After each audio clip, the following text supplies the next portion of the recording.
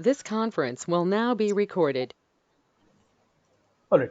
So yesterday we started discussing on basics of Python. Like first, initially we started with difference between Python versus other programming languages by simply writing a simple program on displaying hello world message. All right. So you have clearly seen how many lines of code it took in Python as well as when compared with C and Java. All right. It's very evident. And then we also discussed about Python data types. So basically there are two types of data types in Python: fundamental data types and collection data types. Coming to the fundamental data types, again divided into four categories: integers, float, strings, and booleans. All right. So numbers, all the numbers, straight away they are called as integers, and anywhere you see a decimal point, that comes under float. Similarly, any value or any item, anything, if you are enclosing within the single quotes or double quotes or triple quotes, then it will become a string data type. All right. Similarly, coming to the booleans, true and false, only true or false, that's it. Where you need to keep in mind that T should be capital and F should be capital. That's the only requirement. All right. And one more thing. So the keyword for integers in Python is nothing but int. All right. Similarly, the keyword for float is float only, all lowercase. Similarly, for string, it's str, and for boolean, it's bull. The keywords. So what are keywords? So they are like special words in Python. Okay. So Python software will recognize them as a keyword. So obviously you can also see the color of the font.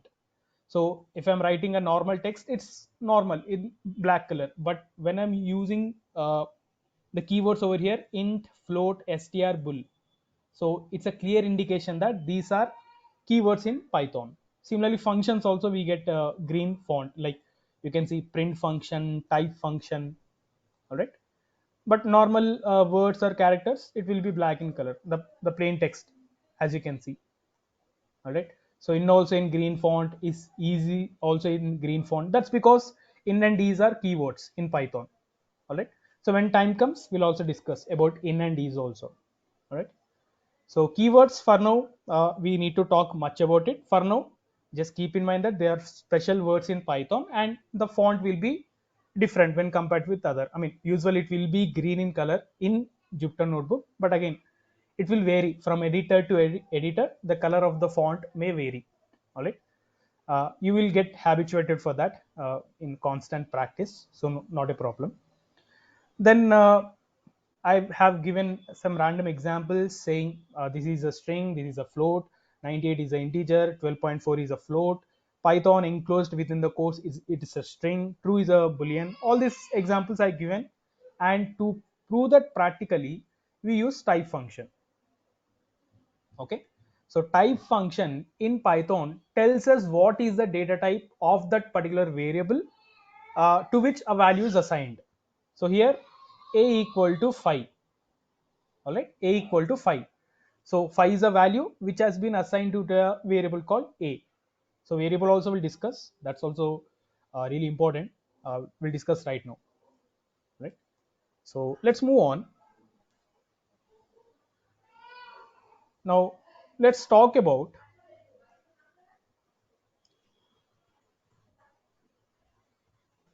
dynamically typed programming language versus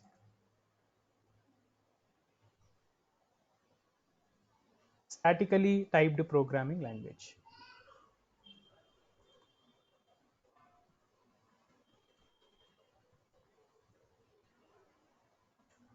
We'll discuss about this right now. Yeah.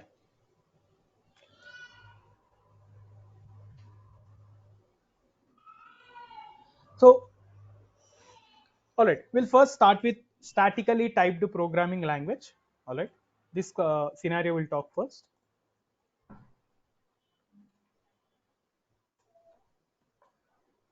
So basically C, Java follows this approach. First, we'll see what is statically typed programming language and what happens in this scenario. Now, there is a value, all right? There is a value called 10, all right? There is a value called 10. So I want to assign this 10 to a particular variable, all right? In C and Java, how we are going to assign a value to a variable? It's like x equal to 10. And this is not end of the story. It's not that simple. You also need to specify, all right, x variable equal to 10. What is this 10? You need to specify that it's an integer, int, all right, and semicolon. So this is the syntax you need to follow in C and Java. You need to say int x equal to 10. You're specifying before itself that 10 is a integer, and you're specifying that before a variable called x. All right. So similarly, there is one more value, this time 10.5. So what is 10.5? What is the data type of it? It's a float data type. So you need to specify before assigning to a variable. So y equal to 10.5, and you need to say that float y equal to 10.5. All right. Similarly, for string also, char a equal to some random char a equal to let's say z. Similarly, for boolean also, bull z equal to true, like this. In C and Java especially, you need to do this.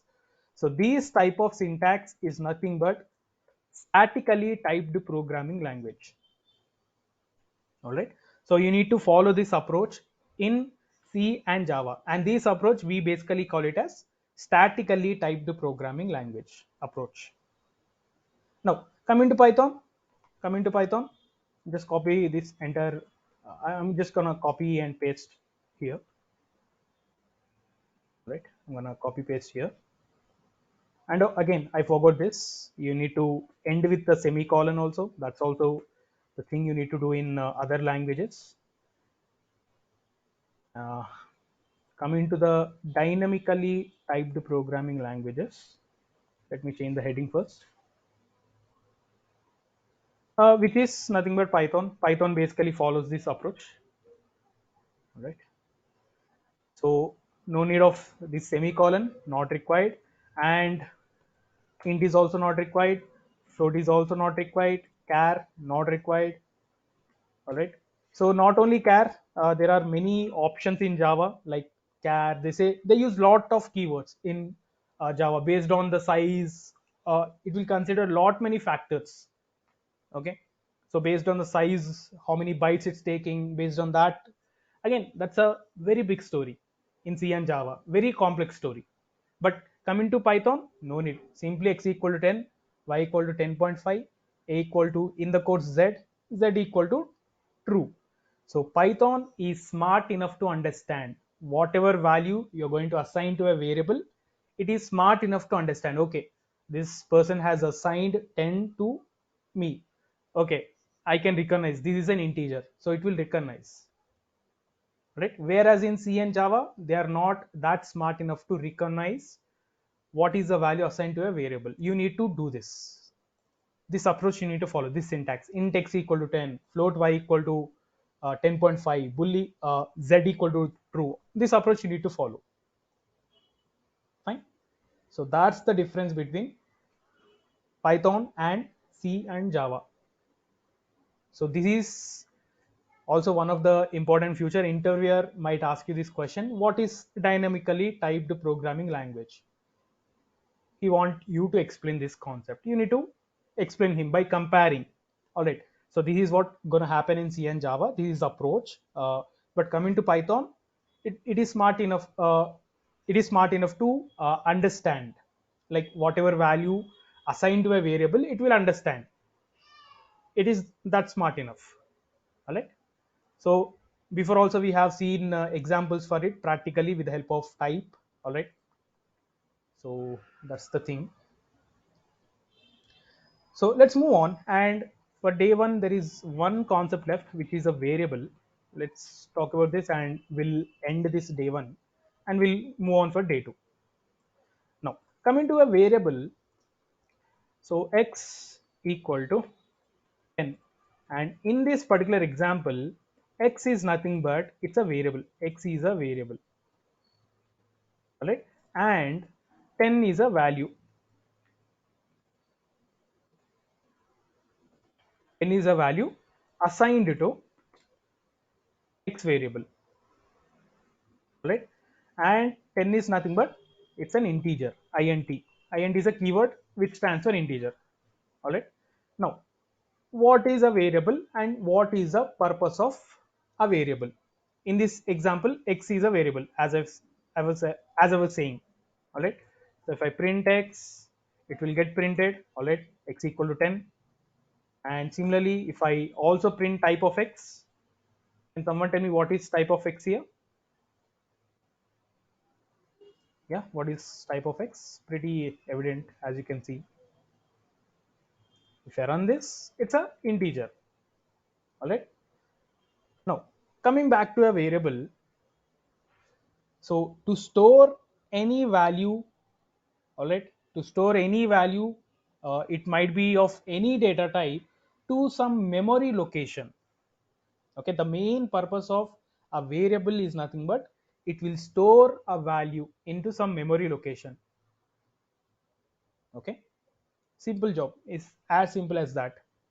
If you want to store something, a value into something, you can use the variable concept. So variable concept will store that memory into some memory allocation. Fine. So to understand this much better, all right, so I'm gonna tell you this. Let me write it down for you. A variable stores a value in some memory location, all right. Obviously a value must be stored, right? In order to use that value in the further part of the script, in the further section of the script or program, it must be saved somewhere. It's not like x equal to 10 and leave it. No, it has to store it for the further usage. You must store it, all right. So who does that? A variable does the job for us. A variable stores a value into some memory location, all right. And and as a confirmation, all right, as a confirmation, we will have some memory address. I will also explain you with the help of some case study how it works. I will also explain you this. Okay, so let's talk about one small case study. We'll come back to the variable concept. What is this memory address? What is this memory location? We'll again come back. I just want to cover this first. So for example, there is an app called GPay, all right. So from GPay, you want to transfer certain amount, let's say rupees 500. You want to, all right, what's this? Yeah, it's 5. So you want to transfer this 500 to your friend. Okay, so let's say friend A wants to transfer this to friend B,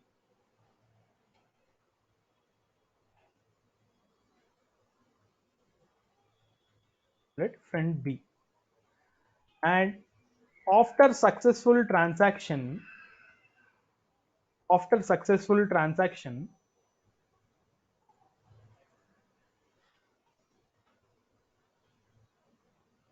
you will get some transaction ID, right? I hope you are aware of what is transaction ID.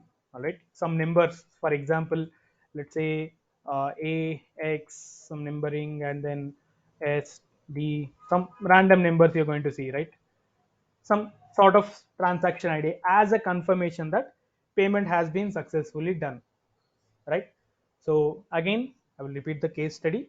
So there is an app called GPay. From GPay, if you want to transfer 500 rupees from friend A to friend B, after transaction is done, you will be getting some transaction ID as a confirmation. Or else, let's say, if not transaction ID, let's call it reference ID. So as a confirmation, you're going to get all these things, right? So in the same way, a variable concept also work. So it's going to store a value which is assigned to it into some memory location, and as a confirmation you will have some memory address as a confirmation. So the same case study. So whenever a variable concept comes into picture, this is what going to happen internally. You need to connect with this case study. It's as simple as that. All right. So that's it about the variable. So we're gonna use variable concept a lot. So in simple words, a variable is nothing but it will store a value into some memory. That's it. Simple words. So that's it, I guess, for day one. All right, let's move on for day two, and we'll start with operators.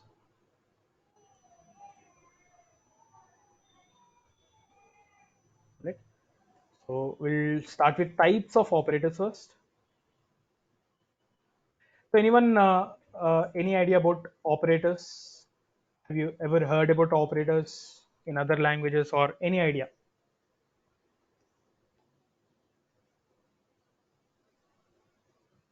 arithmetic Yeah, arithmetic. That is one of the operator. Yeah, and any relational other? Yeah, it is also relational. All right, let me write it down for equality you. Correct. So the first one is arithmetic operators.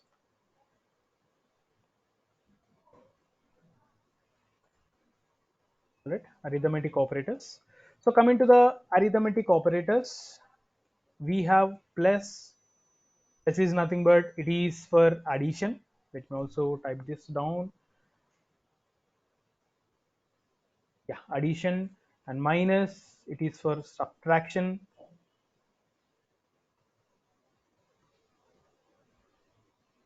Right, and we have asterisk, it is for multiplication, and then we do have slash for division. Right, and we have percentile, which is for which will return reminder, and then we have double slash, which will return quotient, and finally we have double asterisk or double star, which basically returns power, which basically calculates power. All right, so these are the different types of operators, arithmetic operators in Python. Plus, which is addition; minus, which is subtraction; star, which is multiplication; slash, division; uh, reminder, percentile, or else we can also call it as modulo division here; and quotient or floor division we can also call it as, which will return quotient; and finally power, double asterisk or double star. All right, so we'll also discuss about them. No.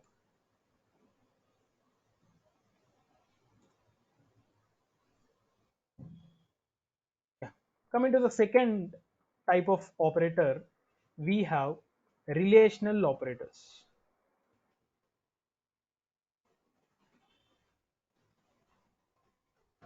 Right, and coming to the third one, we have equality operators, and finally coming to the fourth one, we have membership operators. Right, so there are many operators in Python, many operators in Python, but mainly these four are really important.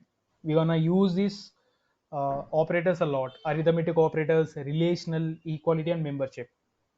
Right, now coming to the relational operators, only four. We have less than, greater than, less than equal to, and finally greater than equal to. Only four: less than, greater than, less than equal to, and greater than equal to. Coming to the equality operators, equal to, and not equal to. Right? And finally, coming to the membership operators, in and not in. That's it. In, not space, in, not in. So before I said that in and is also operators. also keywords in Python.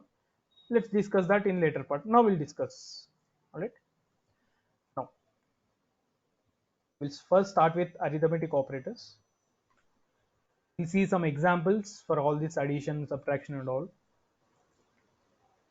Let's start with addition. For example, if you want to add two numbers, let's say 5 plus 9, and run this, you can see.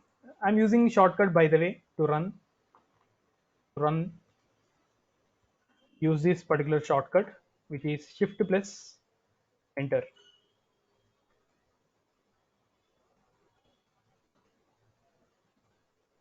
All right, I'm using this following shortcut. Shift plus Enter, or else you can also enable the toolbar over here, and you can also use this physical button, run. So shortcut is always preferable.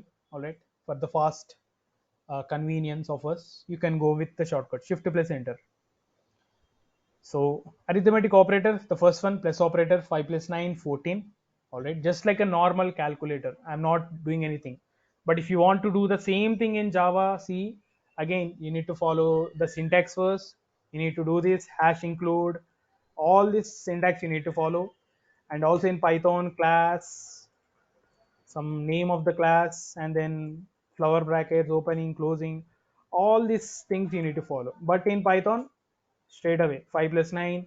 If you want to do subtraction, 7 minus let's say 3, run this 4, you can see just like a normal calculator.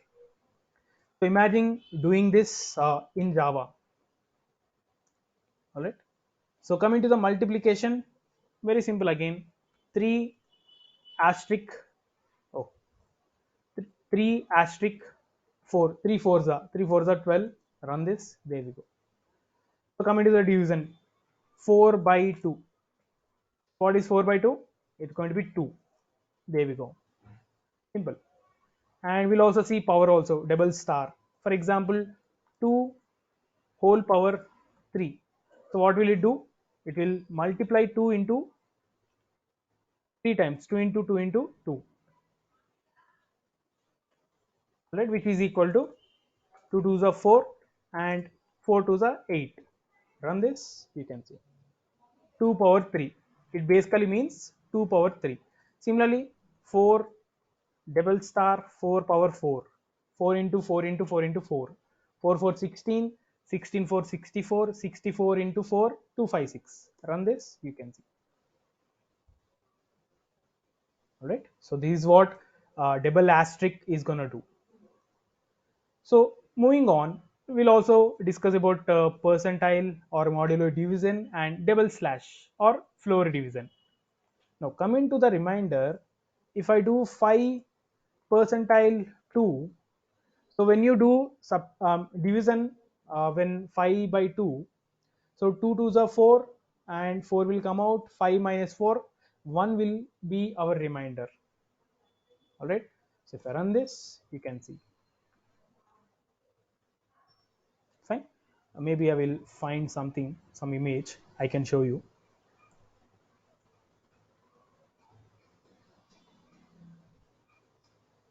So division in math.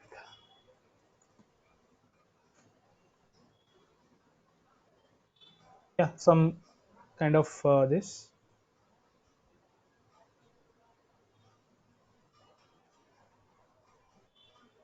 Yeah, some kind of same as this. Finally, you're going to get some reminder, right? 0. In this scenario, it's 0. All right. I'm looking for the traditional one. I'm not able to see it. All right. Anyway, you understood what is division and how it's going to be. All right.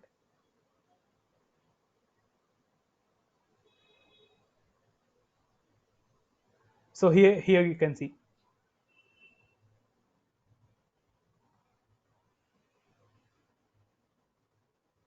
Yeah, here they have mentioned the names with the names.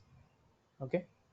So when 435 is divided by 4, the quotient will be 108 and the remainder will be 3. All right. So in the same way, remainder is also going to do the same thing for us. It's going to return us the remainder. When you are using modular division as operator or percentile as operator, it is going to return remainder. 5, when you do division between 5 and 2, you're going to see 1 as remainder. And similarly, it leaves us quotient. Let's replace this with floor division or double slash, run this 2. All right. So similarly, you can do for any example 16 percentile 4 or else 5. So what is the remainder for this? Can someone tell me? 16 percentile 5.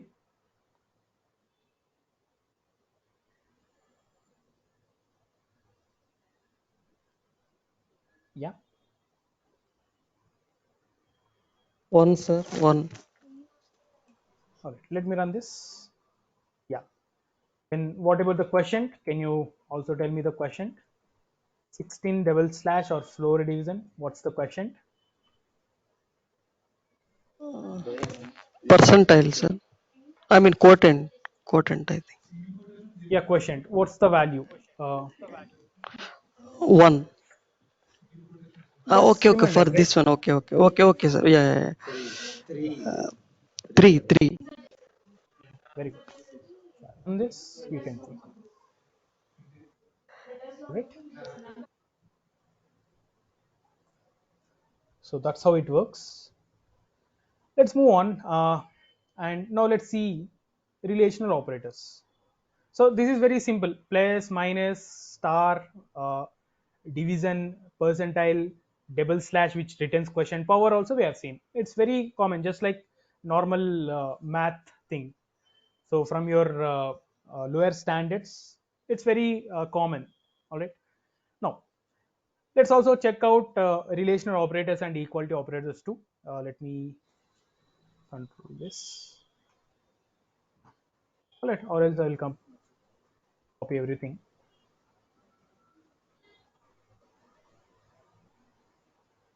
The headers. And if you notice, I'm also making these headers. So we'll also discuss about this maybe at the end session, how these headers are made, what's the keyboard shortcuts we are going to use. These things also will cover up, not an issue. All right, now let's discuss about relational operators. All right, we have 4 types of relational operators: less than, greater than, less than equal to, and greater than equal to. So very simple. From now on, relational operators, equality operators, and membership operators, all these operators will return booleans. Okay. So what are booleans?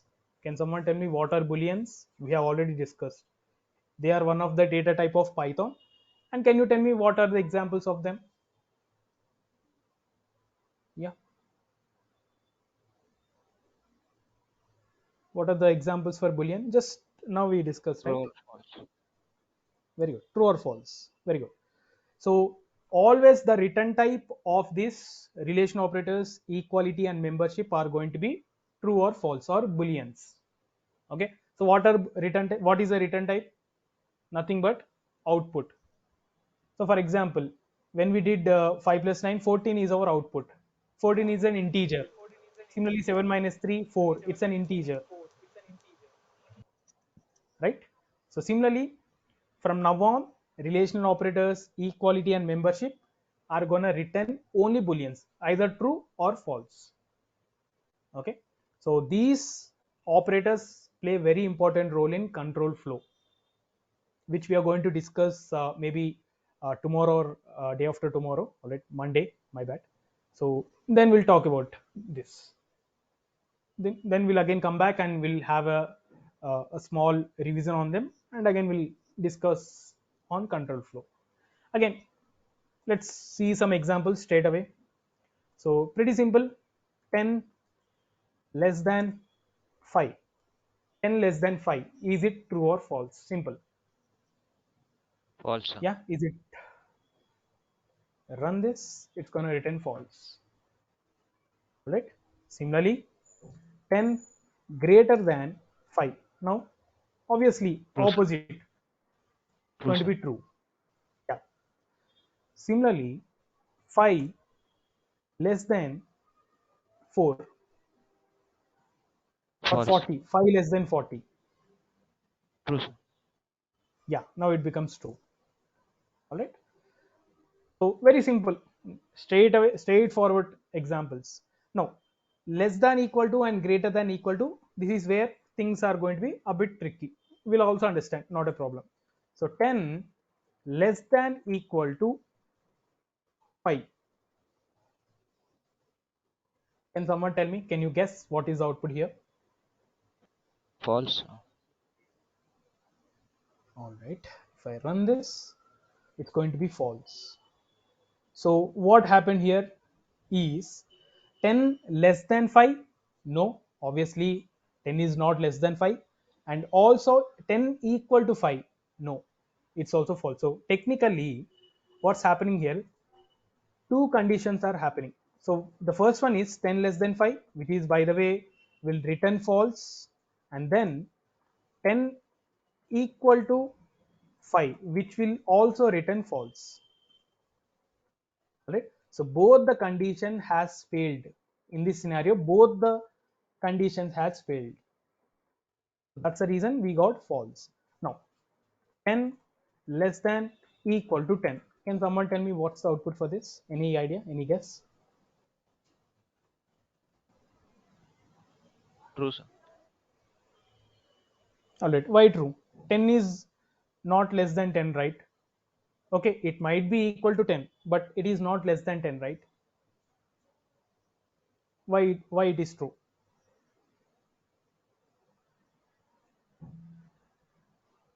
So to answer your question, it's going to be true. The answer is going to be true. All right. But the answer to my question is, in the given two condition less than equal to, if any of one is true, then it will become true. Okay, at least one. Okay, forget about less than. But here 10 equal to 10, yes, this is true. But 10 less than 10, this might be false, but anyway we at least got one true, right? So that is enough to make up our answer. All right. So in this scenario, when you have two condition less than equal to, if any one of the condition is true, then the whole output is going to be true. All right. Let's see one more example to understand this much better. So 13 greater than equal to 13 greater than equal to, let's say, 4. So here 13 is greater than 4, that is true, but 13 is not equal to 4, that is false. But again, remember the scenario, at least one condition should be true. Forget about the next one. Even though it will become false, not our concern, at least one is satisfying our requirement. So that's the reason it is true. But in line 14, whatever I'm highlighting, both the condition has failed. 10 is less than 5, no, false. 10 is equal to 5, here also false. Both has failed. But in this scenario, at least one has passed. One condition is true. That's the reason true. All right. So the same scenario for remaining also, greater than equal to, less than equal to, the same scenario. At least one condition must be true. So, and one more scenario, one more important thing I want you to understand here. So 10 equal to 10. Can someone tell me what's the output for this? Yeah, 10 equal to greater than 10. True, sir. What is this? True. Any further answers? So if I run this, you're going to get syntax error. Forget about true and false. You're going to get syntax error.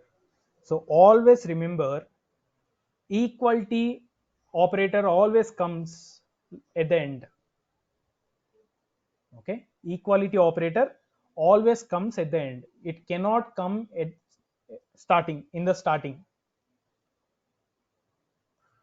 All right.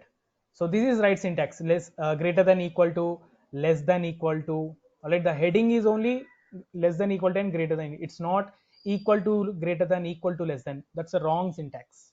If you're doing that, you're going to get syntax error. All right. So that's one important thing I want you to keep in mind. So saying so, let's move on, and now let's talk about equality operators. Pretty simple. So 100 equality equal to 100. If I run this, true. That's it. Pretty straightforward. Similarly, 23 equal to let's say 50. Obviously 23 is not equal to 50. Run this, false. Similarly, 99 not equal to 50. Obviously 99 is not equal to 50. You're gonna use this not symbol over here. Not equal to. Run this, true. Yes, you're right. 99 is not equal to 50. All right. Again, syntax wise, this not symbol should not be coming after equal to. If you're doing this, you're gonna get syntax error again.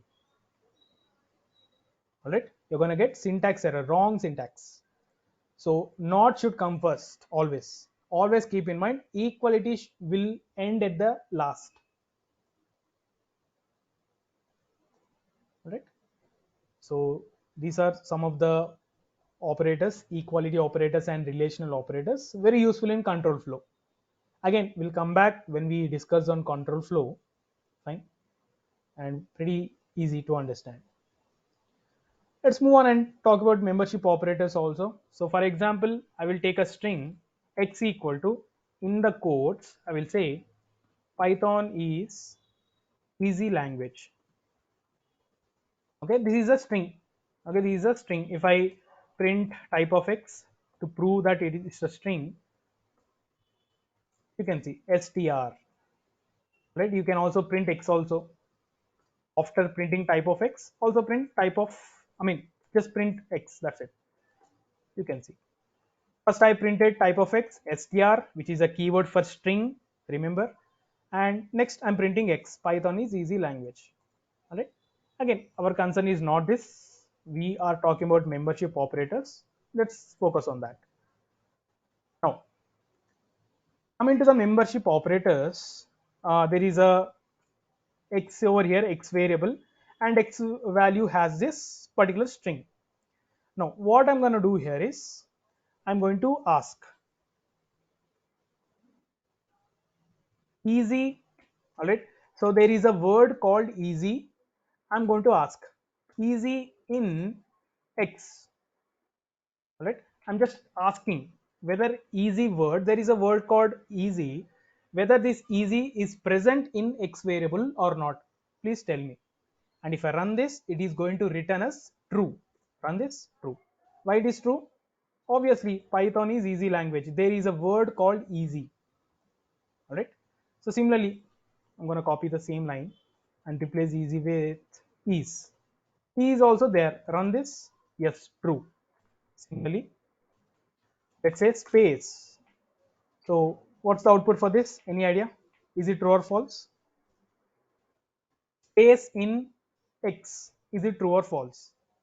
In a given string, is there any space? Yeah, there are multiple spaces, right? After Python, after is, after easy, there are multiple spaces. So it's going to return true, right? Similarly, I'm gonna ask p in x, is it true or false? Yeah, we have, right?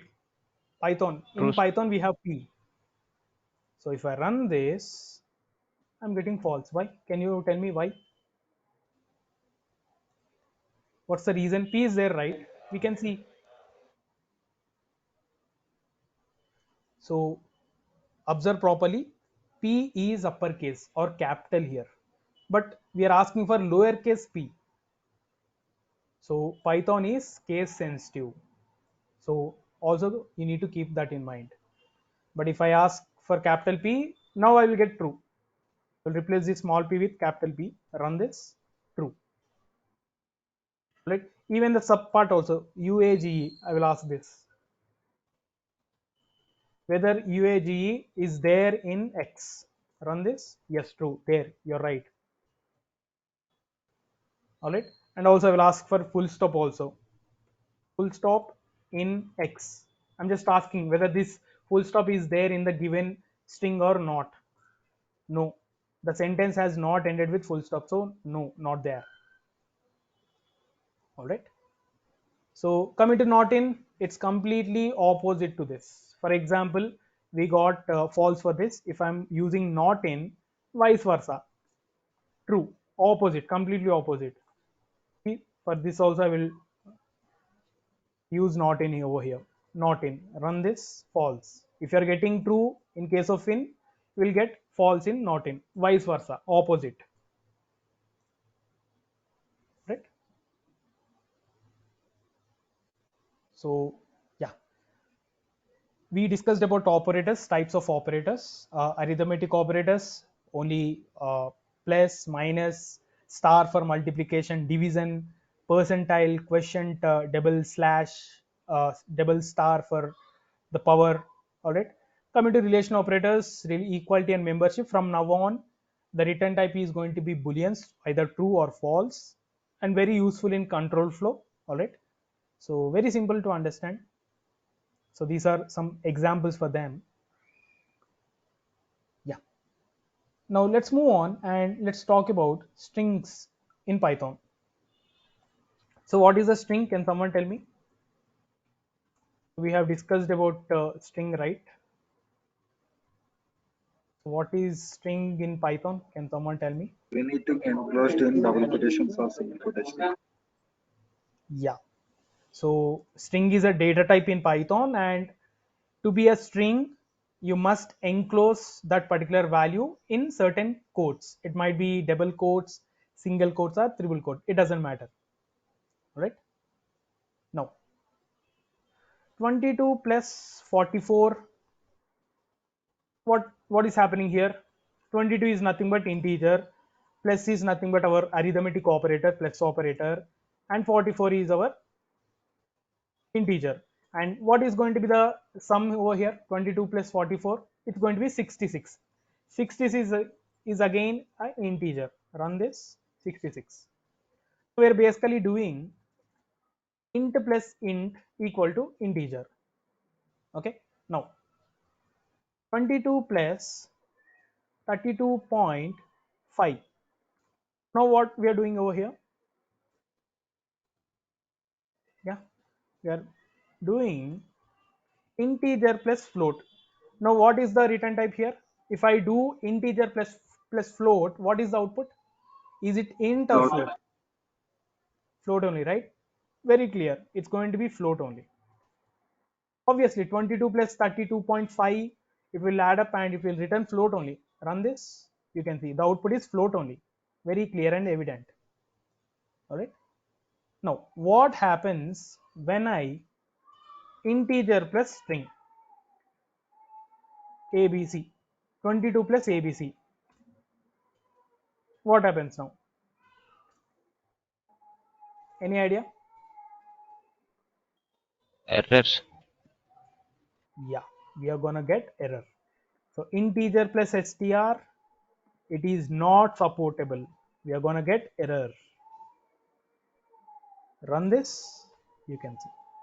And clearly it has mentioned type error, unsupported operand, int and string. You cannot do int plus string. That is not possible. All right. Now, okay, forget about this. What about this? 22.5 plus ABC, float plus string. At least are we going to get output for this? Let me run this. Still we are going to get out error only.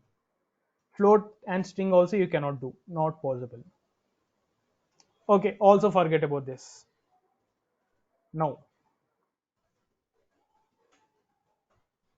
BCA plus ABC. What I'm doing here? STR plus STR. And if I run this, the output is also going to be STR only. Okay. So in Python, yes, we can add two strings, BCA plus ABC, BCA space ABC. All right. Remember, in BCA, I'm also including space. Space is also part of the string. So we'll also get the space in the output also. Okay. So this concept is nothing but we call this as string concatenation. String concatenation or string merging, not adding. All right.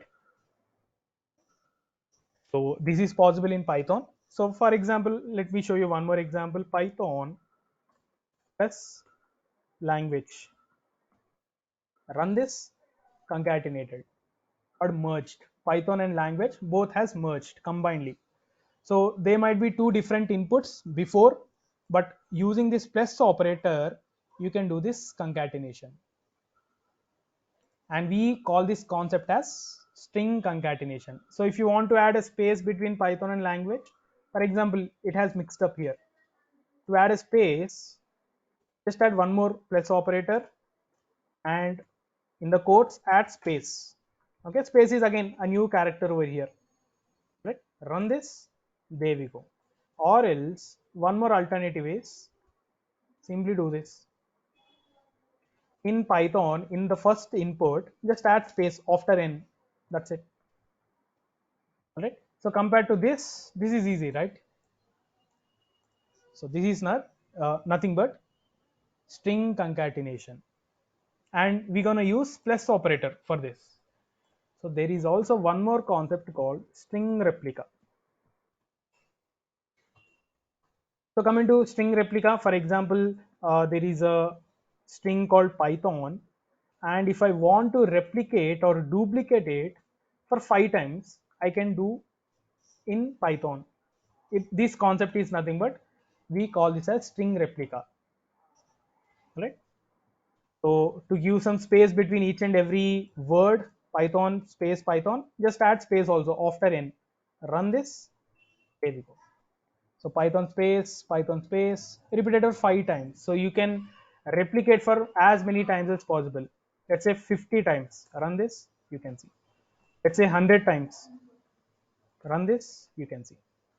Python has been replicated or duplicated for 100 times. So here I'm using one str and I'm using star operator and integer, and the output is going to be str only if you observe properly, right? So str star operator and int, it's going to return str. And if you do the same thing with respect to the float, what happens? Any guess? Let's say 5.5. What happens now? Any idea? Str star float equal to error. Run this, you can see can't multiply sequence by non-integer. Clearly it's saying other than integer any data type, you're gonna get error. Non-integer. All right, so this is not possible. So string replica is only possible with the star operator, and one input must be string and another input must be integer only. That's it, no other question about it. Coming to the string concatenation, both the inputs must be strings only, and you must use plus operator. All right. So if you are using any other combination, you're gonna get error. So you can also try that out. You can also research on that just to check what happens. All right. So this is string replica. All right. So one last concept is there, indexing and slicing. So let's postpone this to the next class. Right.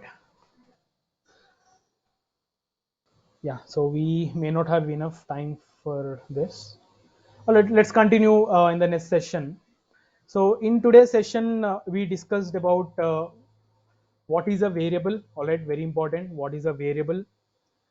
And we have also discussed about one small case study to understand a variable concept.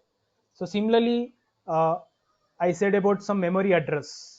So you can also see that memory address also. So how to see that? So for that, you can print id of x. So there is a function called id which will basically return the memory address. So you can see just like the reference id, when you transfer certain amount to a certain person, you're going to get a transaction ID as a confirmation. So in the same way, in Python also, that these particular variable has stored these particular value into memory location. As a confirmation, you're going to get some memory address. And how to check that memory address? With help of id function.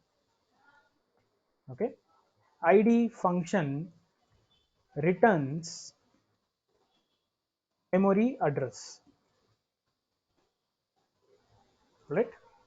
So you can see, so this memory address will be different for different variables. For example, if I take y equal to, I will take a string value, let's say python, and if I do id of y, run this, you can see it will be different. Just compare this and this, it will be different.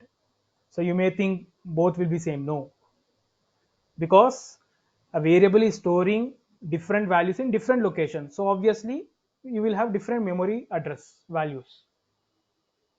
Fine.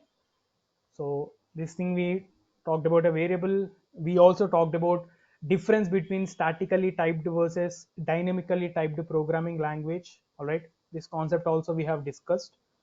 And then we discussed about types of operators: arithmetic, relational, equality, and membership operators, with examples. All right. And then we also talked about strings also, like what is a string. It's one of the data type in Python. uh, to be a string, it must be enclosed within the double quotes or single quotes or triple quotes. That's one rule you need to follow. And then we have also seen various combinations. What happens: int plus int plus float, int plus str, float plus str, string plus string, which is nothing but string concatenation, and string into integer, which is nothing but string replica. And other combinations also we have seen, like string into float and all these combinations, right? Yeah.